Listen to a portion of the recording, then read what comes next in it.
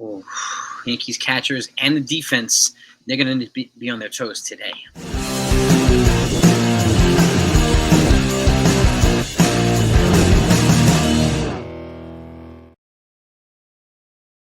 going on, everybody? Happy Saturday. Hope you're all doing well.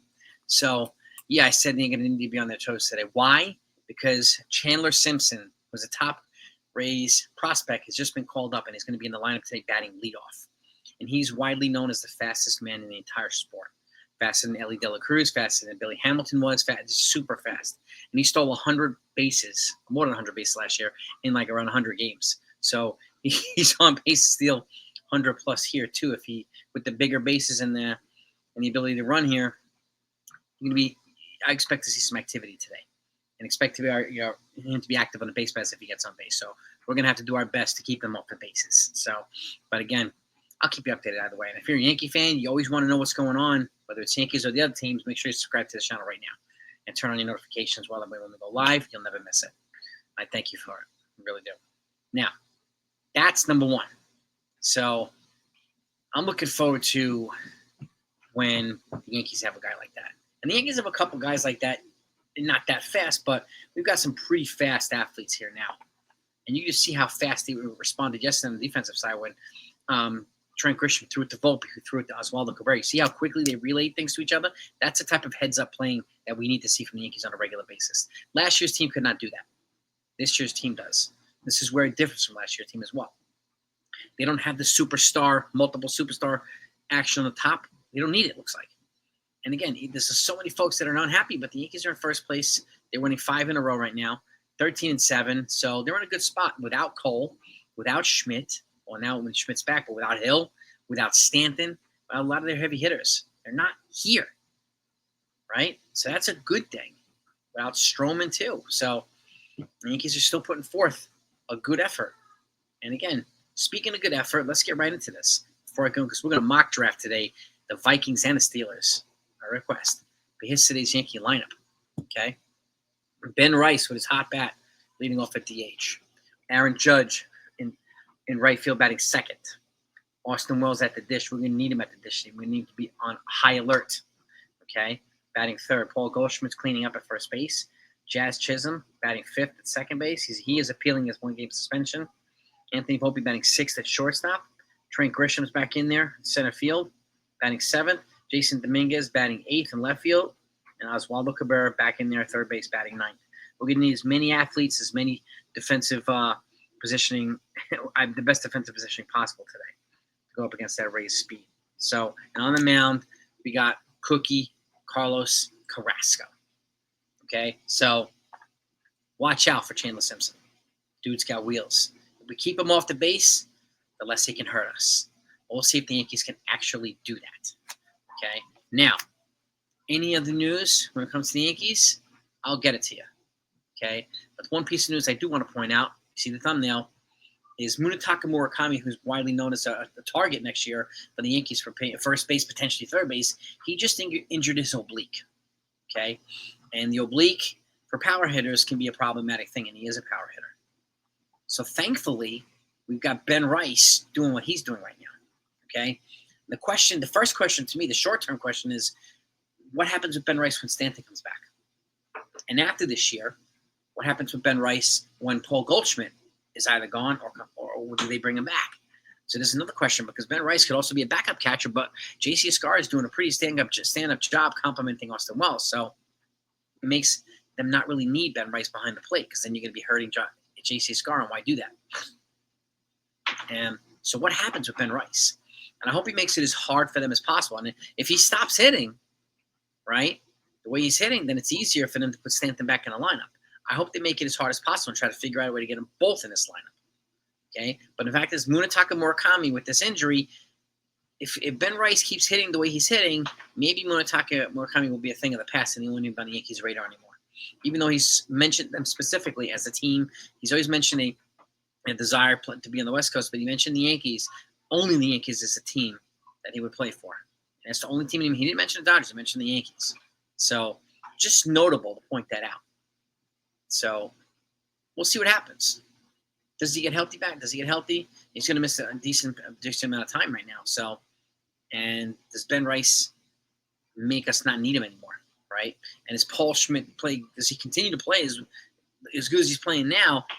Do they want to bring him back for another year, right? So, and I think some of this revolves around whether Cody Bellinger comes back, some of these other guys come back, but it also makes guys like T.J. Rumfield and a couple of the Yankees prospects like Yorba Vivas trade bait at the deadline. So to maybe get some other pieces here, probably arms. So stay tuned for that. Really stay tuned for that. But let's get right into the mock drafts. The Minnesota Vikings, they have 4 picks. The Steelers have 6. So both of them are rather limited on their draft picks. Okay, so I expect them to continue to be aggressive in free agency.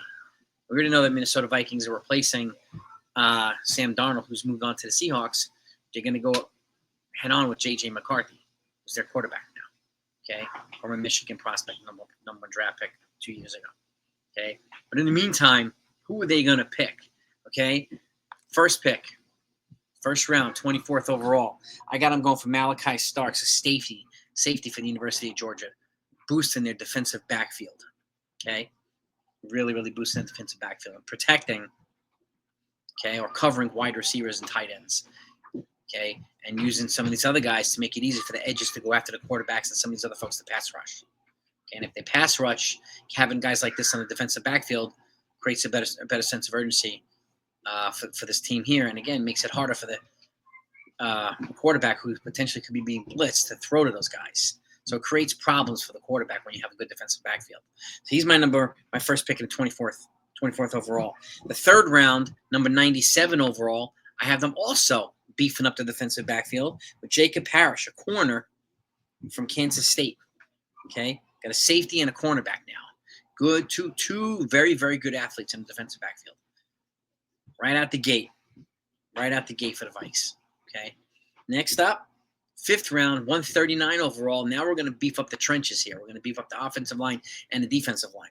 This is Clay Webb. He's a guard from Jacksonville State. We're going to have to offer as much protection for J.J. McCarthy as possible, okay, and to give him an opportunity to kind of grow and develop like they did with Sam Darnold. Got to protect the quarterback, right? On the flip side, we also have to attack the opponent's quarterback, which is why I have them picking Yaya Black. He's a defensive tackle from University of Iowa in the 6th round, 187 overall.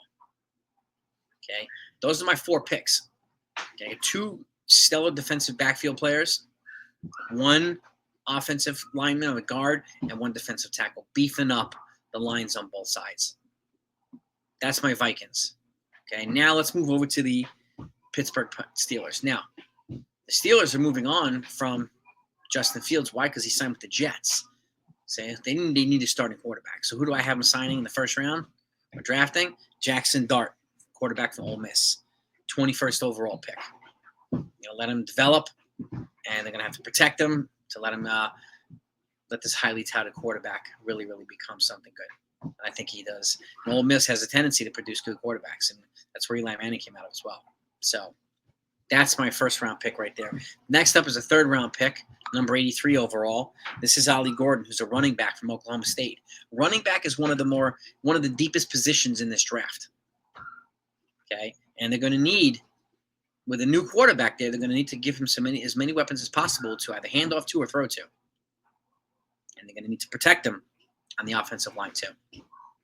So Ollie Gordon, 3rd round, 83 overall. Then my 4th round pick, 123 overall, is Logan Brown, offensive tackle from Kansas. There you go. Piece to protect the quarterback. Okay? And we're going to revisit Dorothy's hometown of Kansas in a little bit in this draft, as we're going to go back to Kansas. We'll get to that. Okay? Next up, my 5th round pick, 156 overall. This is Jalen Smith, corner from USC. Defensive backfield, right? Defensive backfield right there. So, and again, now we've got a running back, we've got a quarterback, we've got an offensive tackle, and a corner. Okay? So now we're going to stay on the defensive side now.